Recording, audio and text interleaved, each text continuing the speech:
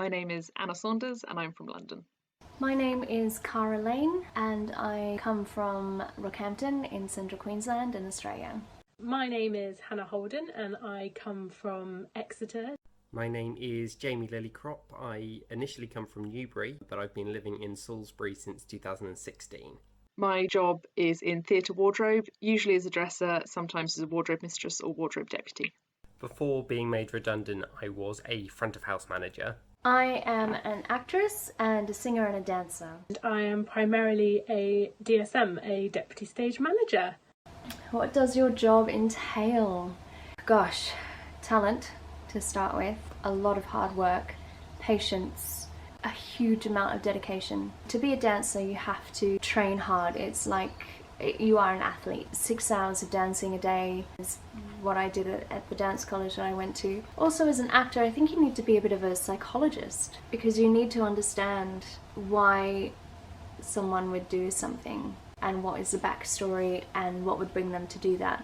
Then you've got the singing, and singing is my strongest point. My mum's a singing teacher, so I grew up learning all about the technique that is involved with singing. You also need to learn how to be versatile. There are so many different styles of music out there and it opens you up to be able to be cast in so much more. My job in theatre wardrobe is to make sure that the costumes for the performance are looking the best they can possibly be and are ready to go in the right place at the right time to go on the right person. My job had several different elements to it, really. The first and arguably most important was ensuring that all visitors to the venue had a brilliant time from the moment that they set foot in the door to the moment that they leave. Not only ensuring that they enjoy the performance, making sure that they feel safe, making sure that their experience front of house was equally as good. The other element to my job was ensuring that all front of house staff are well looked after, that they are enjoying their job, that they too are following the best customer service and health and safety procedures, making sure that if there's any maintenance that needs to be followed up, that's done as quickly as it possibly can. Being a DSM can entail a lot of things depending where you are in the production. If you're in rehearsals, you're kind of the right-hand person of the director and go between all the different departments, and you're taking notes, you're taking blocking, you can be arranging the rehearsal calls, and then once you get either on the road or into your venue, you are in charge of calling the show. So you call lighting cues, fly cues, set moving for automation, and you can be running understudy rehearsals. So being a DSM can entail a whole lot of things. It's very varied day to day. Before the pandemic, I was working on 9 to 5 the musical at the Savoy. I was wardrobe deputy there. Because of the pandemic, all theatres shut down on March 16th, which meant I couldn't go to work anymore. The company I was working for thankfully furloughed me through until the end of July, which was amazing, and I'm very grateful because our show was due to close in May. So I have been very fortunate in this situation, but I would much rather be back at work. Before the pandemic, the last role that I had was working for an art centre called King's Place, which is in King's Cross in London. I was the visitor services manager there, looking after everything to do with front of house, both for the artistic programme and for conferences.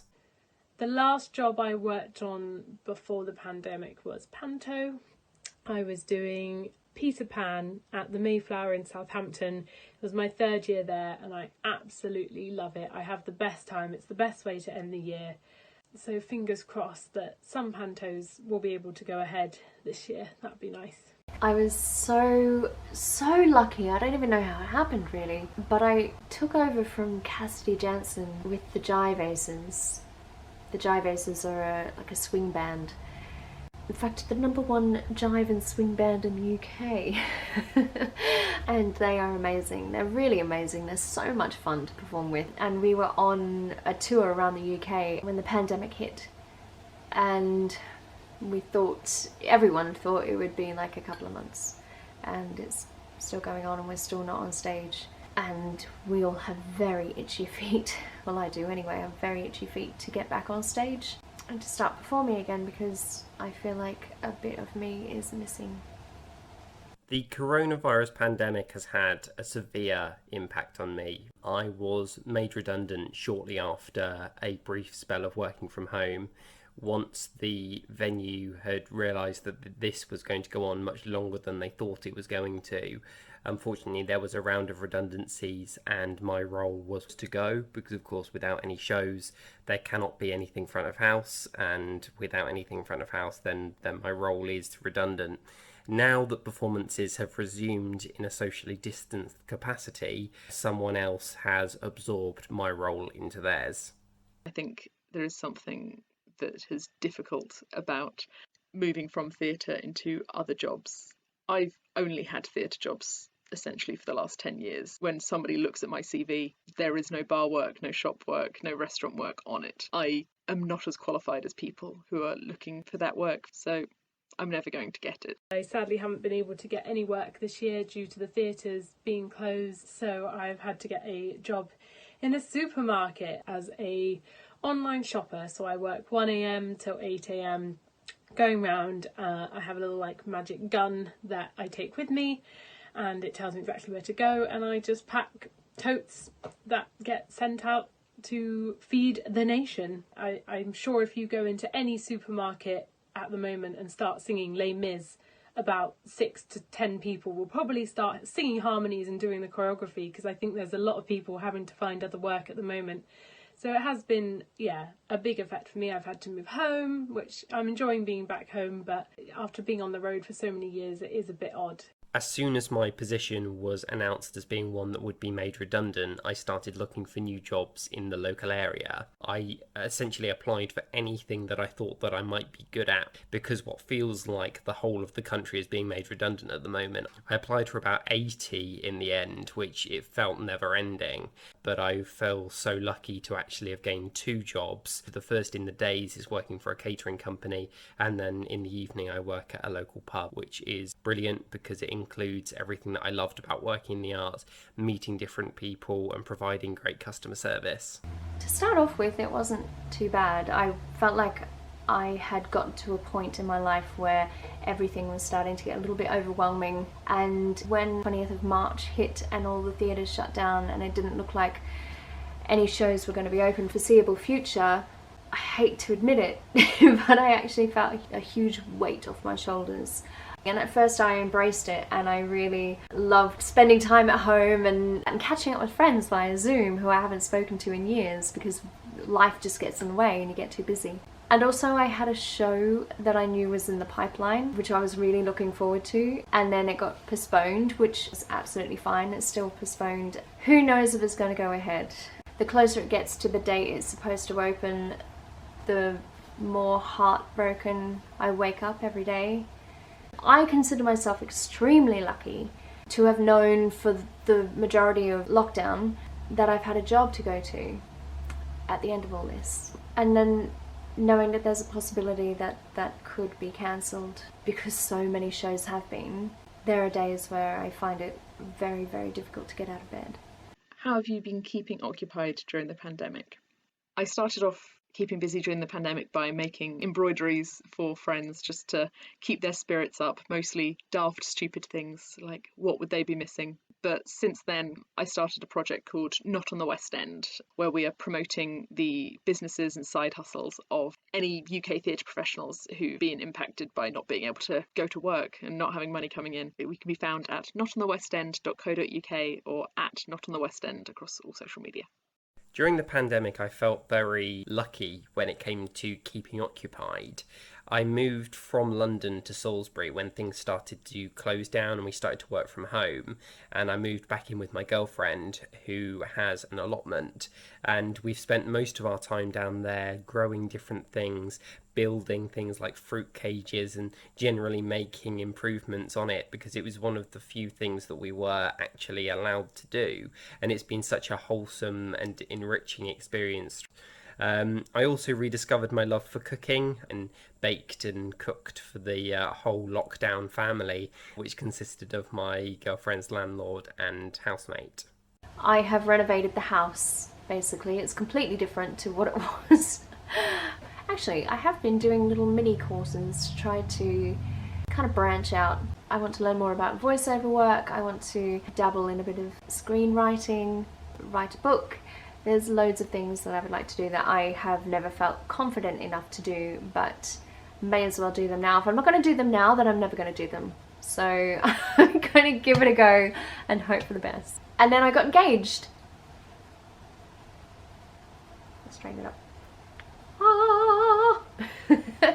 I got engaged and now I'm planning a wedding, so that is also keeping me very busy. But then it's the same kind of thing. The wedding industry is similar to the theatre, I guess, in that we don't know what is happening. At the moment we can only have 15 people at our wedding. We're planning it for October next year, but you know, the Australian news is saying that the borders won't be open for international travel for at least another 12 months. And obviously I would like my family to be there. Keeping occupied during lockdown. Well, at the beginning it was a lot of colouring, catching up on sleep, but I've been working night shifts, so it is either night shifts, sleeping, or watching Netflix.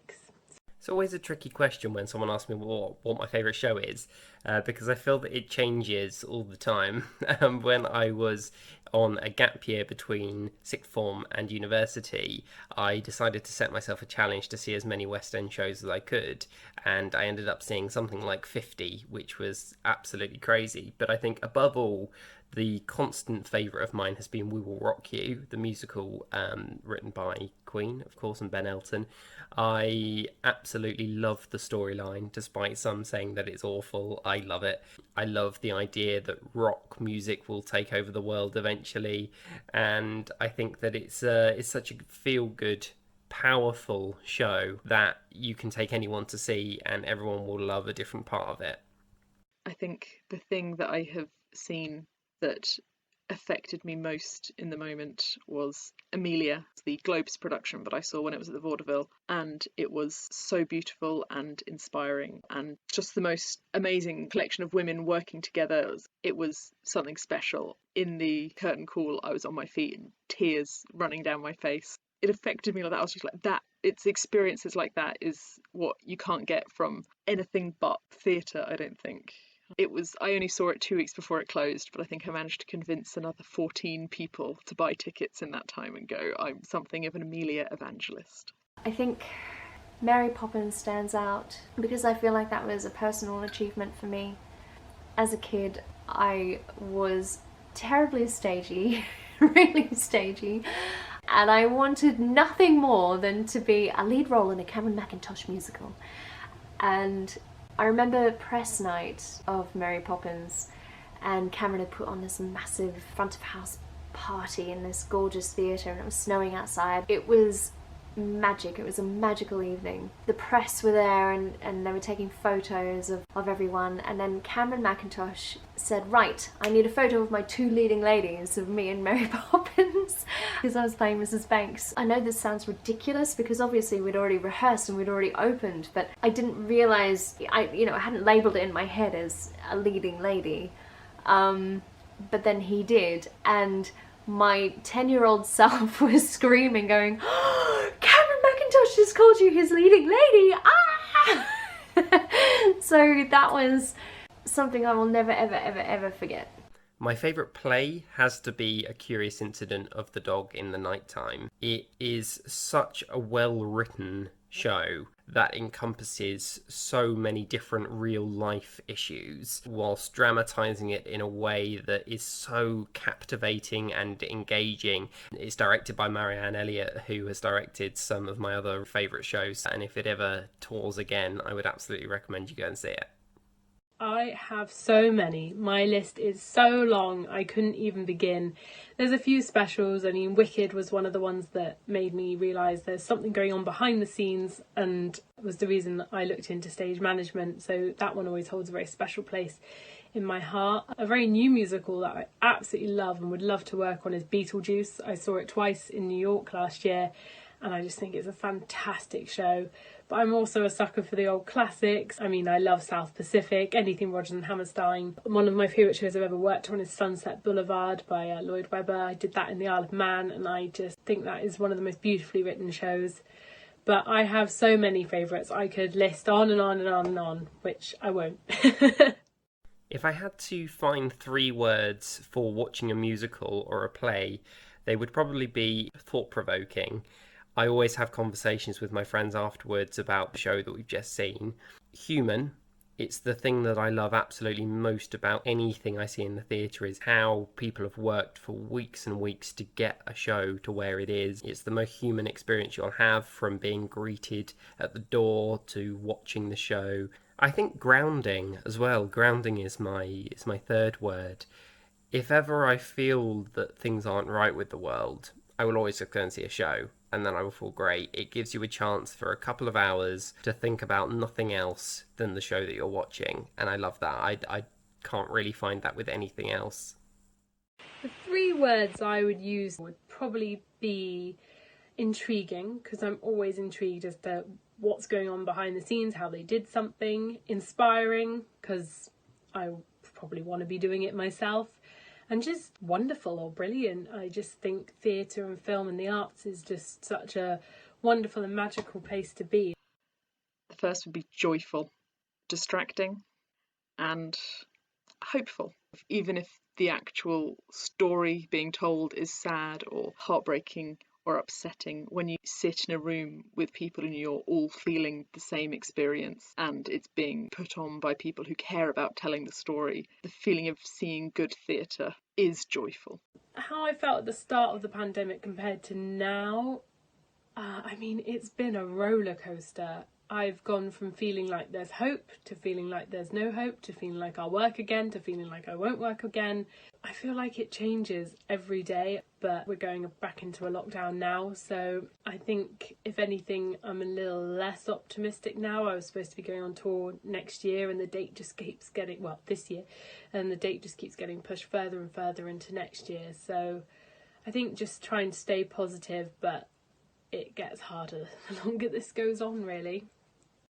At the start of the pandemic, I was heartbroken. The beginning to realise the chances are that I probably wouldn't get to go back and finish the run at 9 to 5.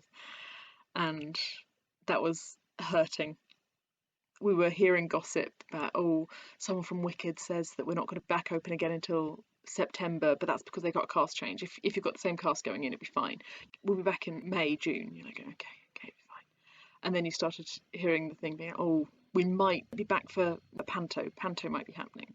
And then as it gradually goes on and you hear shows saying that, oh no, we won't be opening till April, May, June. And being in that position now of going, it's going to be probably more than a year.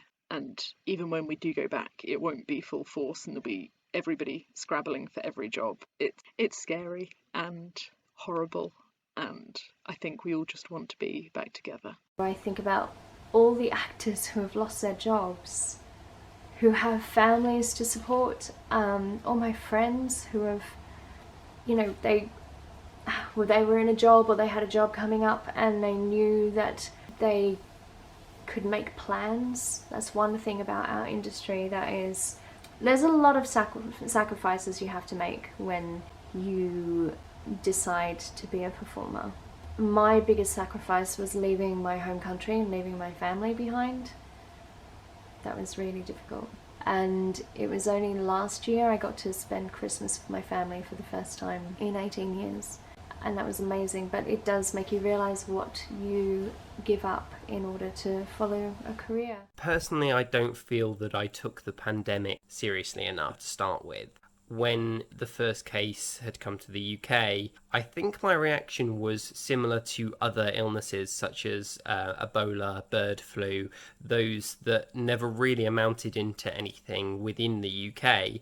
And I said to my friends, and they agreed, oh, it's just going to come and go, and we might have to isolate a couple of people, but that would be it. Now, of course, there has been so much devastation. So many people have got ill and very sadly passed away. People are losing their jobs. The economy is in absolute ruins. People are struggling to find food. Yeah, I'm obviously taking it considerably more seriously than I was at the start. What's your favourite film? I'm going to cheat here because my favourite film is a film of a play. My favourite film is Noises Off. When I was very young, my parents recorded it off the TV on Christmas Day on Channel 5, but there is, I don't think, ever been a play that is as funny. despite the carnage that ensues, it's one of the things that made me want to work in theatre. And I love it. So I have 3 favourite films. Moulin Rouge is one of them. Marley and Me is another one. I'm a big dog person. And also Phone Booth, which not everyone knows it, but it's thriller-esque. And I also think it would make a great play, but I absolutely love that film. So those are my 3 favourites, which couldn't be more different from each other if they tried. My favourite film is the Christmas classic Love Actually. I am bullied so much that this is my favourite film. I love the way that the 10 storylines really intertwine so well that it feels timeless. It never gets old. I mean, it's, 17 years old this year, I think. And I still watch it several times a year. It's such a feel-good film. It tugs at the heartstrings just at the right moments, and it's so funny. I still laugh at all the jokes despite the fact I know they're coming. What would the world be like without theatre and film? It'd be very boring, be very dull. Storytelling is one of the most basic human needs, I believe. It is what makes us different to every other animal. There's no human history that doesn't involve storytelling. So a world without storytelling, a world without theatre, without film, without music, you just can't imagine it. You can't. What would a world be like without theatre and film? Really dull. Really dull. I mean, in my first year of uni alone, I think I saw over 70 shows. I think it's an escape. I think a lot of people, a show has touched them or changed their lives. So I think the world would just not be as exciting, and you come out of those shows singing those songs and you can listen to it and it brightens your day. So I think, the world would just be a little less colourful. It'd be like The Wizard of Oz. It'd be in black and white. And then musicals and film came along and we went into colour. And it was all good from there until The Wicked Witch came along, which is Corona. What is your favourite food? Roast potatoes. I don't cook them myself very often because I'm not as good and I don't want that experience. Roast potatoes. Just for fun, what is your favourite food? Sushi. My favourite food is Nutella. I will eat Nutella with pretty much anything. I dream about Nutella. I have Nutella for breakfast. I'll have Nutella as a snack. I'll have Nutella for pudding. I love Nutella. So that is probably my favourite food in the world. So Nutella the musical 2021. Let's go for it. What is my favourite food? I think over the last couple of months I have constantly made a beef and chorizo chili that I have put a secret ingredient of baked beans in it. Try it, you heard it here first, it will make your day. What do you love most about your job? There's so many things I love about my job that would be too ridiculous and numerous to name, but I think the thing that I'm missing most is working together with a group of people for a common cause and kind of everyone being together and creating something together and getting to do it every single night. I love how much I can learn in my job. Every contract I do, I learn something new. One of my first jobs was working on a cruise ship, and what better way to see the world? We literally did a world cruise. We had 17 different shows to learn, so we were challenged. But at the same time, we were seeing the world with people who became our family and friends who I'm still friends with now. It's that amazing understanding within the industry of when we do talk to each other again, it will be like we haven't spent a day apart. And that is special. There are 2 different elements of what I really loved most about my job. The spontaneity of it. You never know when you go to work what you're going to face, who you're going to meet, and that brings me on to the second part, which is just the people. It ranges from the patrons that you see who either love or hate a show. That's my favourite thing about theatre, is that everyone has a different opinion, and also the large majority of people that I work with in the arts do it just purely because they absolutely love it. Most of us have been training for our lives to do what we do, and it's, in my opinion, a sector like no other. So my favourite thing about my job is I love the idea that at 7:30 DSMs across the UK are standing by, and at 7:30 we all give that first go, and shows across the UK are all beginning. So I love that element, and I do think about that every time I start a show. I think, oh, how many other people are doing the exact same thing as me right now, and I love that. There is nothing in the world that compares to the buzz of walking out on stage and knowing that you are entertaining someone, you're taking them away from their problems for a night, or you're just singing a song that they've always loved. There's nothing that compares to that applause at the end of the night. And it isn't an ego thing. It really isn't. It's the applause at the end of a night in a theatre. It's about connection. It's about connecting with people like who are really there in the room and who have gone through an experience with you. They're not watching it on telly, they're not watching a playback, they're not watching a streamed show. They are there experiencing what happened that night. And no show is ever identical. That's what I love about live theatre. And that's what I really miss. So my hopes and fears for the future, big question. My hopes are that theatre comes back stronger than ever, and that we can all work again and shows can go back to being how they are. My fear is that this will affect us long term, and there'll be companies and shows that have gone out of business or just can't afford to fire up again, and that would be really devastating, really sad. I hope that we can get back. I hope I can be back in a theatre, and I want to be able to see the people I've missed, meet the new people, and we can work together and we can create something special, and people will come and see it and they'll sit in every seat, even if we're wearing masks and we've got dresses in hazmat suits. I would do it because I want to be back there. My fear for the future is with the way that government funding is being dished out, or in most cases not, that we won't have the same thriving theatre scene that we had before. There will be a significant lack of regional theatres and producing theatres outside of London that will create the UK theatre scene that we're known for around the world. By taking away our ability to thrive, this government is making us unviable. There won't be the wealth of talent if you take away anyone's youth theatre, because that can't have funding anymore. And if that's not there anymore, those people don't then decide to go to drama school and they aren't then performing in all these amazing regional theatres. And then people aren't coming into the West End and we're not able to show the world what we're offering. My hopes for the future are obviously on a very personal level, have theatres up and running again so I can go back to my job, having my life back. But then on a greater level, I hope that when we do go back to normal life, we have all learnt something, not take things for granted, not take each other for granted, not take our friends and family for granted, and to spend more time with them.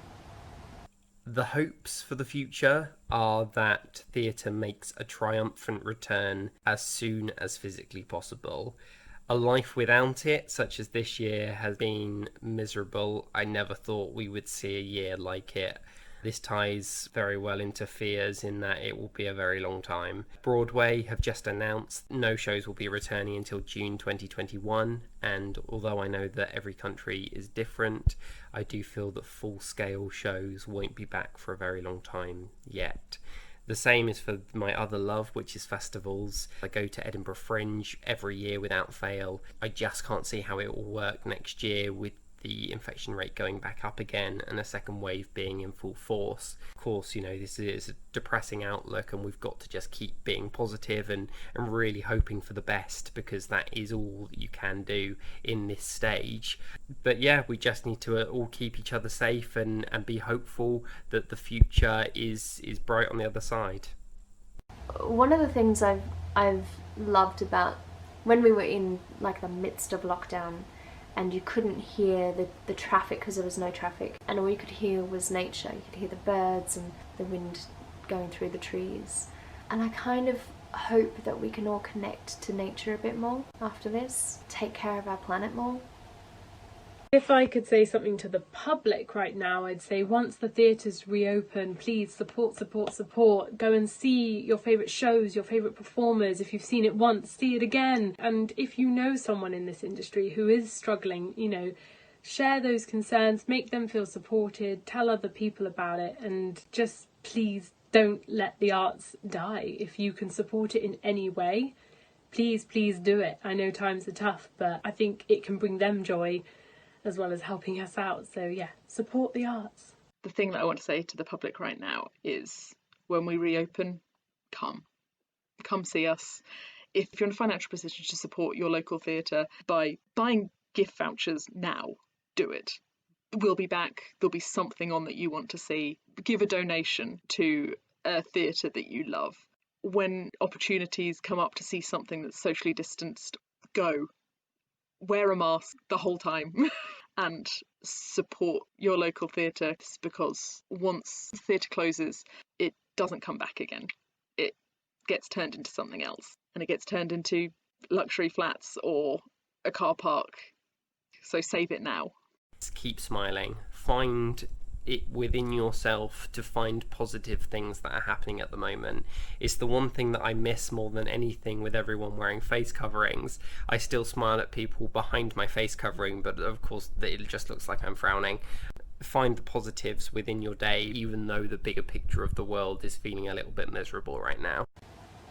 If you could say one thing to the public right now, what would it be? Well, obviously this isn't everyone at all, but people in our industry have always accepted that there are ignorant people who believe that what we do is a hobby and what we do doesn't require any hard work, or look down at us because we are actors. I've had people say to me throughout my life, so when are you going to get a real job? Or what's your day job? I don't have time for a day job because this is my day job. This is my full-time job. It takes over my life. There is no time for anything else. And I don't need anything else, thank you very much, because, it's my career. I'm getting paid okay for it. If I could say one thing to the government right now, it would actually be to allow venues to be responsible for keeping the patrons safe. There is a reason that we as an industry are called creatives. It has been our responsibility for hundreds and hundreds of years to ensure that patrons who visit us feel safe. And I genuinely believe that no one is reckless. Of course, everyone wants their show to be a success and to have as many people in the door as possible. But our ultimate responsibility as an industry is keeping everyone safe. If we are given the power to do that, we could open with full capacity and let the shows resume. If I could say one thing to our government right now, please help and think of everyone. Please don't forget those of us who are self-employed and working in the arts, and remember how much theatre brings to the UK and Ireland and everywhere. Just remember the joy it brings. Think of the last time you saw a show and what it meant to you, and please help us. If you could say one thing to our government right now, what would that be? We need a few things. We need insurance so that we can reopen. Nobody's willing to offer us insurance because they don't know when you're going to shut us down again. You need to back us as an industry. We need respect from the government.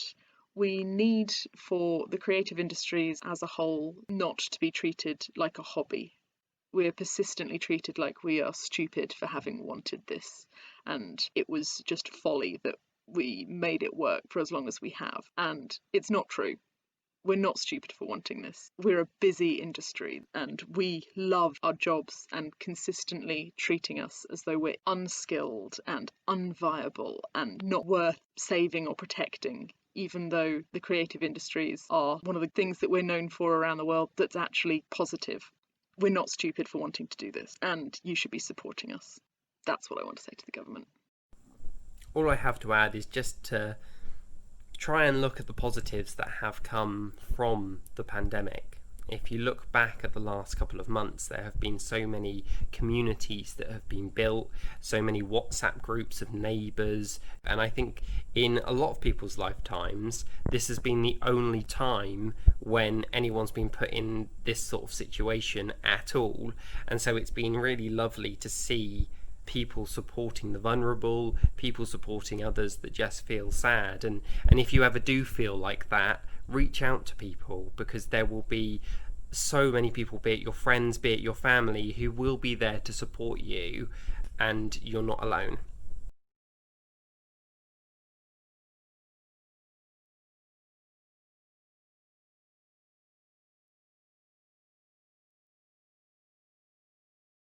I would like to say that our community of arts industry people have shown so much resilience in the face of so much adversity and disrespect, and we do have a show must go on mentality, regardless of how cliched that it sounds. I think we're proving we can do it.